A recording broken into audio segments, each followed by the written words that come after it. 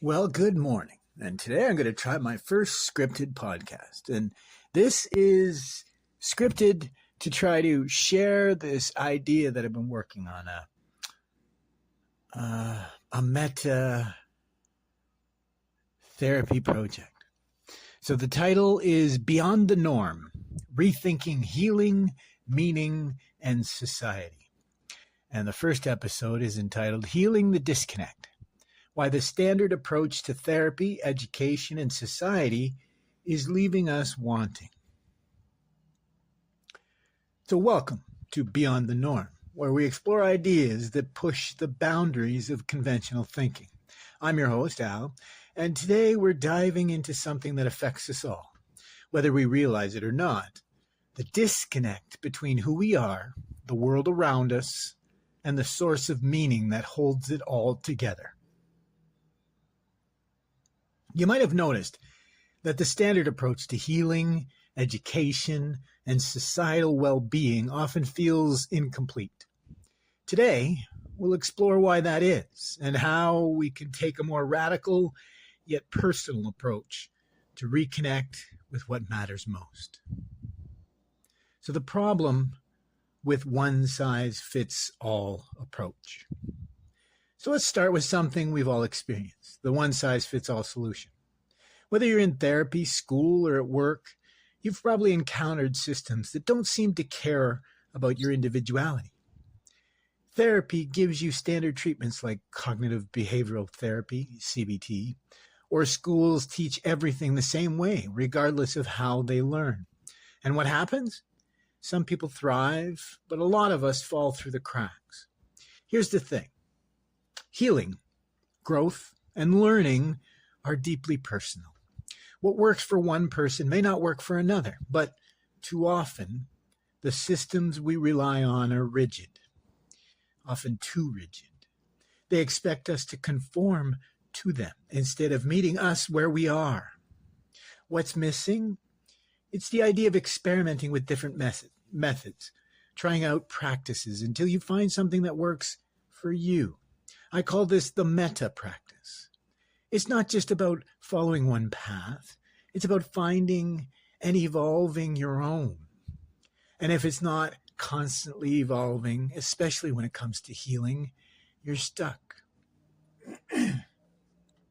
Healing before trauma hits. Another major issue is this reactive mindset. We wait until something breaks before we try to fix it. Therapy often starts when trauma has already taken its toll, when we are already wounded. But what if we could prevent some of that trauma to begin with? Here's where my perspective really diverges from the norm. I believe healing should start long before crisis hits. It's about teaching people, especially kids, how to think right, how to eat right, and how to teach each other right before they experience trauma. The key is in prevention, not just intervention. Imagine a world where we're preparing people to be resilient from the start, where we're not just reacting to crises, but preventing them by building strong, healthy foundations. This disconnect from source.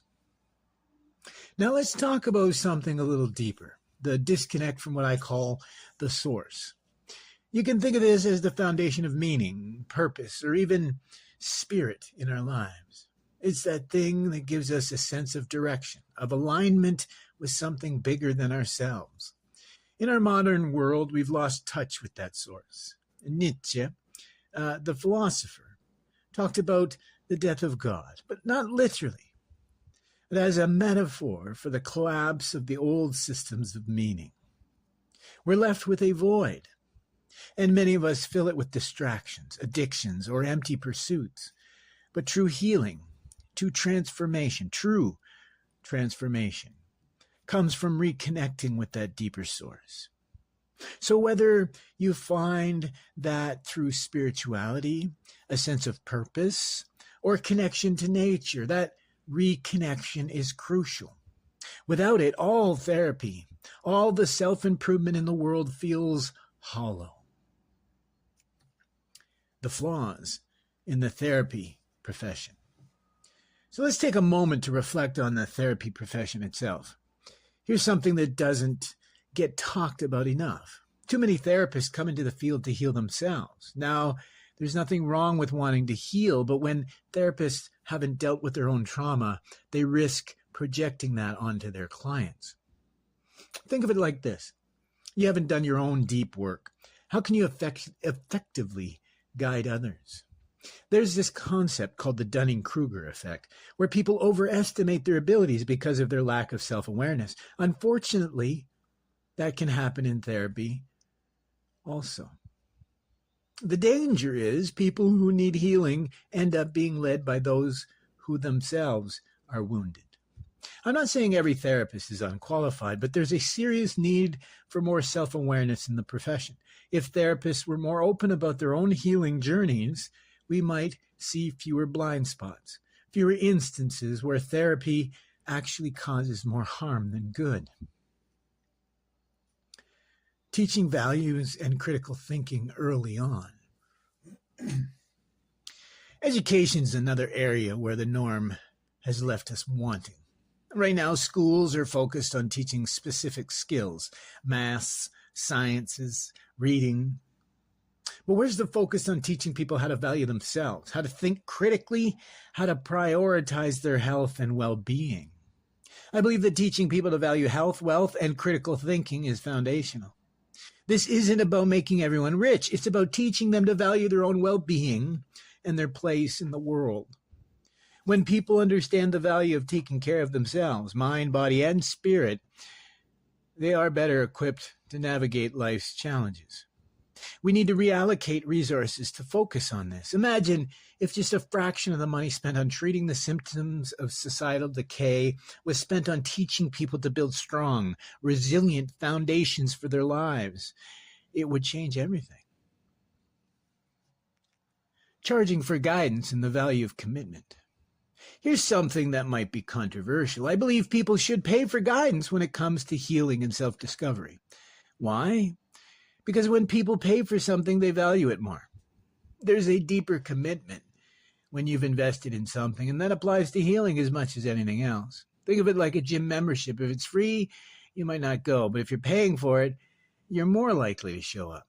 The same principle applies to guidance that helps you explore healing practices. It's not about greed. It's about creating a sense of value and accountability. Polymetempsychosis, a vision for societal transformation. And finally, let's zoom out to the big picture. I call this concept polymetempsychosis, a kind of societal rebirth that integrates both psychological healing and political change. Right now, society treats individuals, but it rarely looks at the bigger structures that contribute to widespread trauma and disconnection. Polymetempsychosis is about transforming society, not just individuals. It's about creating systems that value human well-being, not just economic growth or productivity. We need to change the way we think about mental health, education, and community. Not as isolated silos, but as interconnected parts of a larger system that needs healing. So what does all this mean to you? It means that healing and transformation are within your reach, but they're not going to come from the standard systems that are already failing us. It means you have the power to explore, to experiment, and to create your own path. But whether that's through different healing practices, reconnecting with your deeper sense of purpose, or questioning structures around you. And thank you for joining me today on Beyond the Norm. Remember, healing begins with you, but it doesn't stop there. We have the power to create something bigger, something better, not just for ourselves, but for society as a whole. Until next time, keep questioning, keep exploring, and keep evolving.